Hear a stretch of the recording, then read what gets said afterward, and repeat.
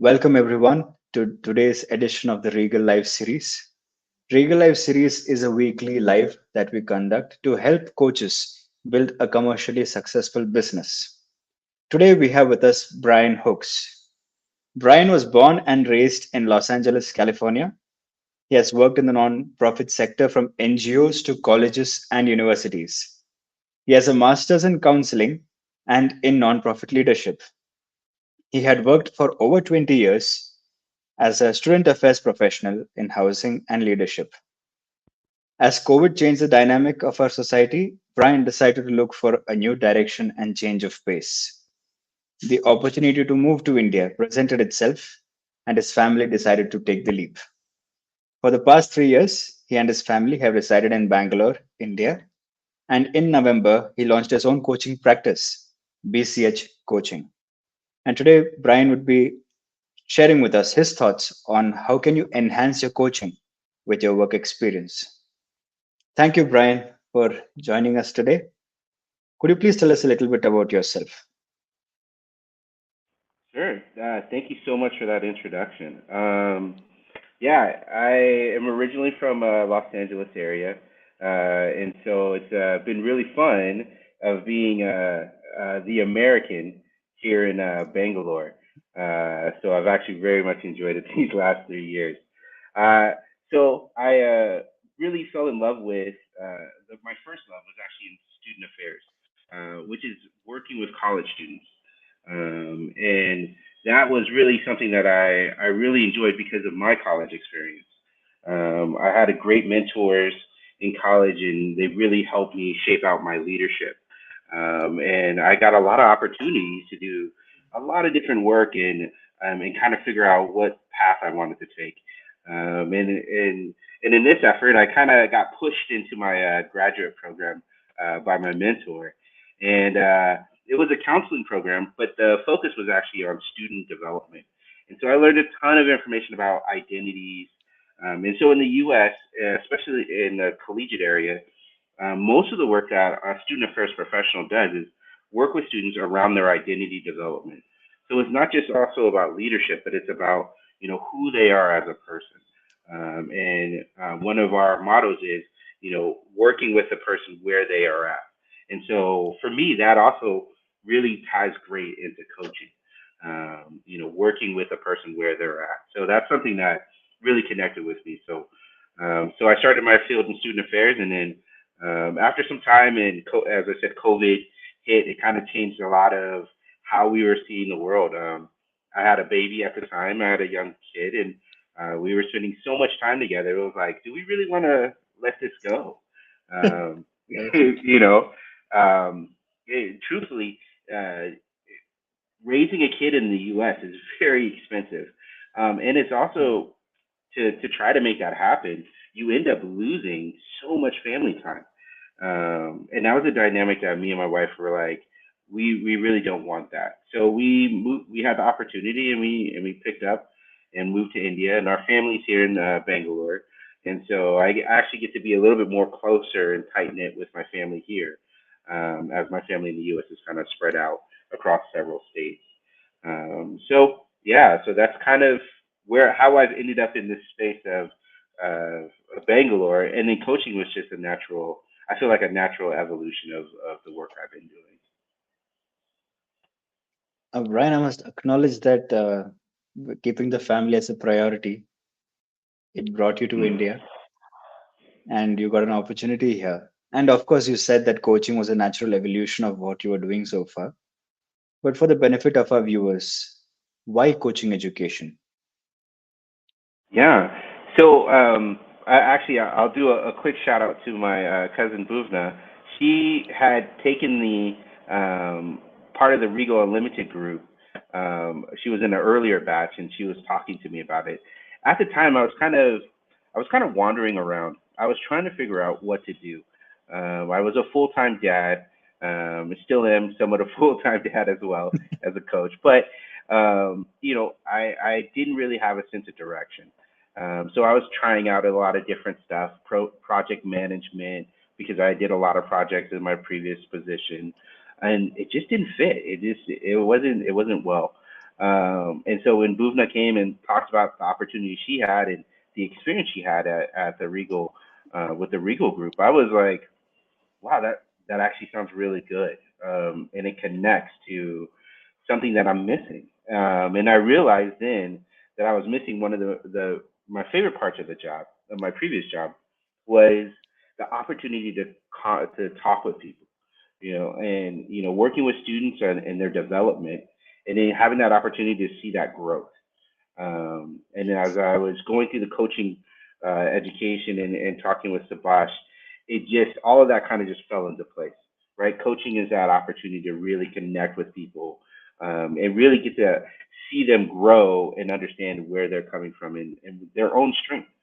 And that's something I was really, really in tune with. It resonated with me. So the coaching education was really, I felt easy. It was an easy sell. It was not, I didn't really have to think too hard about it. I think my wife kind of complains about the fact that I made the leap without talking.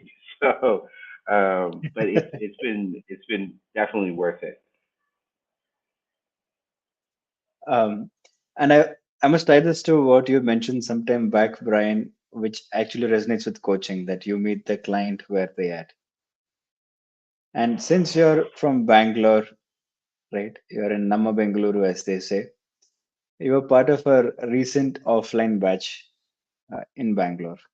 So I would invite you to share your thoughts on how was the experience. Yeah, the offline. So I've actually done two batches now. I've been the 𝗶𝗍𝗵 batch currently, and I did I was in the ACC batch, which was offline. And the 𝗶𝗍𝗵 batch is hybrid. So we've met online and we've also been offline. So the ACC batch offline was a really great opportunity.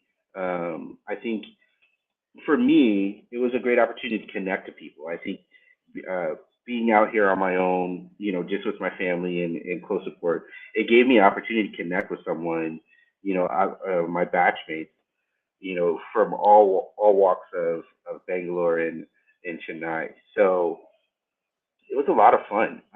It felt like, so in my profession, we had retreat, and you start to do your training at a retreat, and it's like a week long, and basically we try to melt your brain as much as possible with, uploading it with so much information that you just don't know where it ends.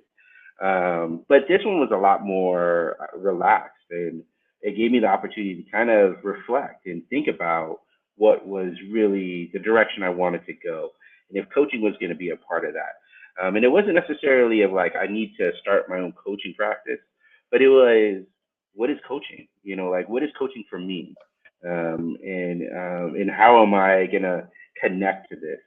And it was a really easy opportunity. And 𝘖𝗍𝗵 was our co-facilitator with 𝘖𝗍𝗍, and they just did amazing, and they really opened up a lot of doors for us of understanding what coaching is and what it can be for us individually. So yeah, it was a great opportunity. I would definitely recommend the offline if they get the chance. It is a heavy download of a couple of weekends of a retreat versus being spread out during the online batches, but it was still worth it. So Brian, a lot of our coaches have this mindset. When I say our coaches, I mean the community as a whole, the International Coaching Federation community, that once you get credentialed, your career starts anew, and you must forget your previous work experience. So how according to you should one enhance their coaching with their work experience?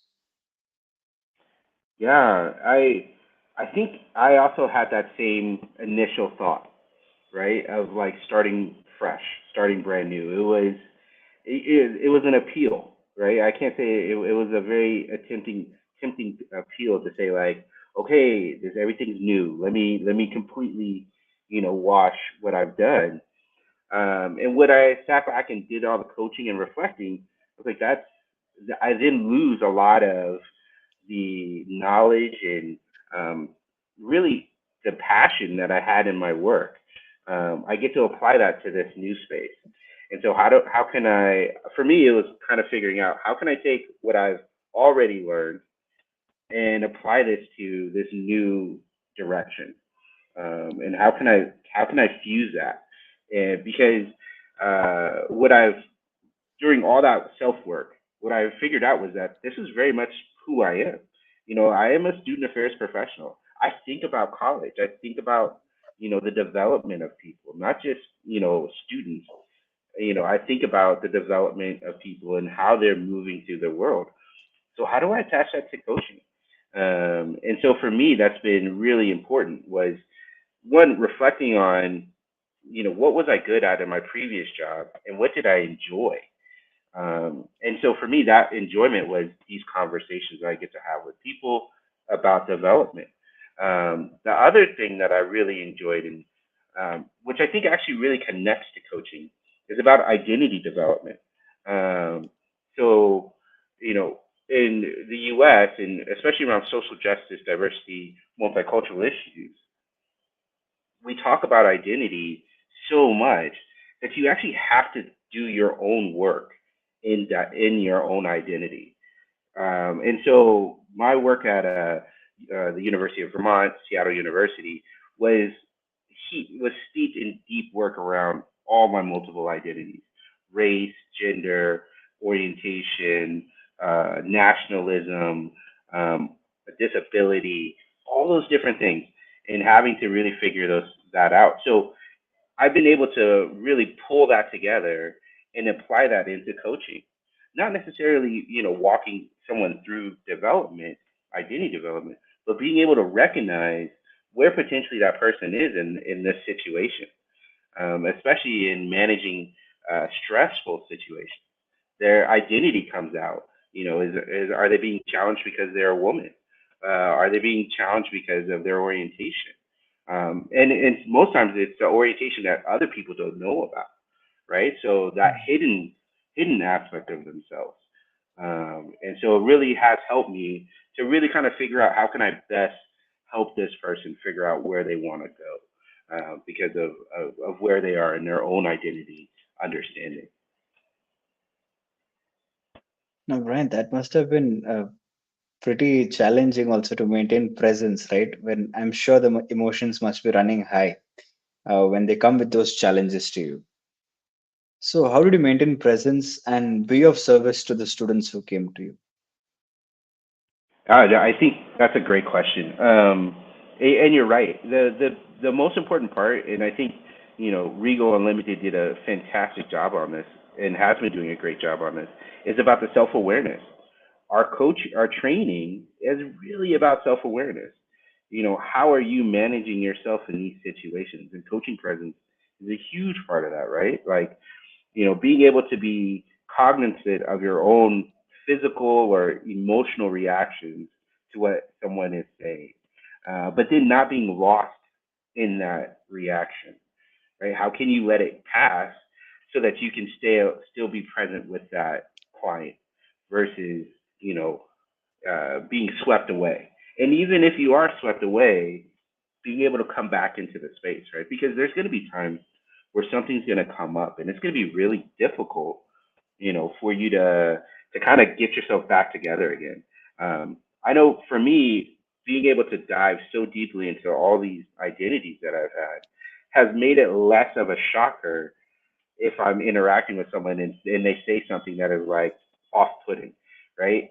I can hear it without the judgment, without the huge knot that comes up. But it doesn't mean I'm not cognizant that there's something there. Like, this person said something. I'm going to need to work on this. I have to unpack this a little bit later, right?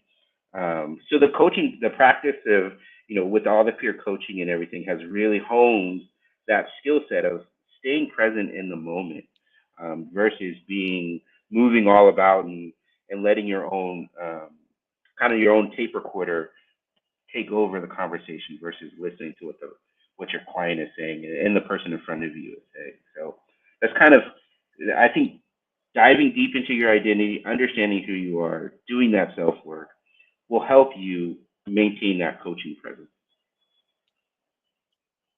So, Brian, I must acknowledge that brilliant point you made. When you feel there's something that's taking you off, the moment you're aware of that, that itself kind of takes care of it so that you can unpack it later.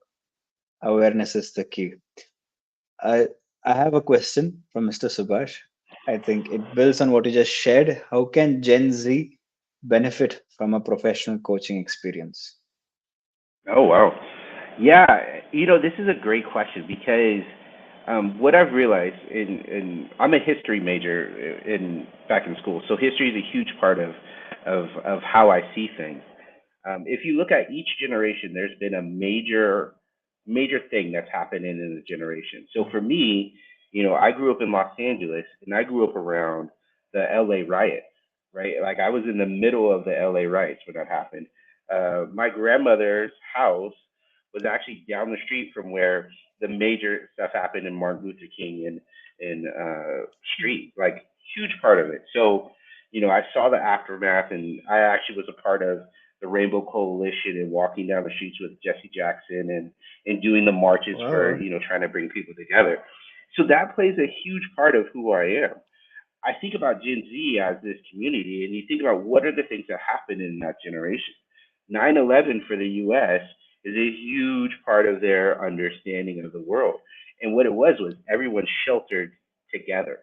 It became of a fear issue. And so many people were afraid to do stuff, to look at an international perspective, because everyone was afraid that they're out to get us, right? So this generation has come into this very sheltered space, and that's how they've been behaving throughout it. So coaching is a great opportunity to kind of have that to have that talk about what are those um, what are those thoughts that are keeping you from moving outside your comfort zone, right? Why stay into this small bubble of a space, and what are those opportunities that you're missing out because you may find yourself, struggling to figure out who you are in this wider context. And so a lot of the students I was working with were kind of trying to figure out who they were, but were stuck because their parents had sheltered them so much because of everything that was going on. That, for at least in the U.S. context, that's a huge issue. The amount of, and I'm not going to go too much, but the amount of shootings, the amount of fear Right. that that is happening. One of the reasons why I left the U.S. was the context of fear. Like it was, you were getting too afraid to do anything, to go to the store, to take your kid to school. So Mm. if you're living in that context, and that's an unconscious conversation you have to have. How do you bring that to the conscious to then talk about, how can you move past it? So I think this generation, the Gen Z, especially in the U.S., is going to have to really figure out how to do that. I think coaching will be a great opportunity for a lot of folks to really, work for themselves. What does that mean? And how is that fear holding them back at this point? So, Brian, as we are nearing the uh, time limit, I have another question that I feel you would be a great person to answer because of your work experience and your coaching experience. Since you've also worked with multicultural issues at campus, Hmm. um, the American culture in the identity of self identity versus collective identity, there's a lot of preference for the individual identity, whereas Hmm. in legal systems like India, there's a greater emphasis on collective identity over individual identity. That's how you would see that personal liberty in the US is valued more than personal liberty is valued in India. So when there's a clash in this preference of identities, generally there would be some friction that arises. So other than maintaining presence, how do you comfort your clients when they're going through this churn internally? Wow, I don't know if we have enough time for me to answer that question. Um, so I'll try to keep it short. Again, that's a great question. I think it comes down to the person. It comes down to the individual. What direction do they want to take? Being and seeing that there's pros and cons to both, right? Being in the collective versus being in the individual space. In the U.S., the individuality thrives. Here in India, the collectiveness thrives. But in India, it's changing, right? This younger generation of professional staff coming up are a lot more influenced by Western individualization. And I would also say consumerism, right? The power of consumerism is a very individualistic thought process.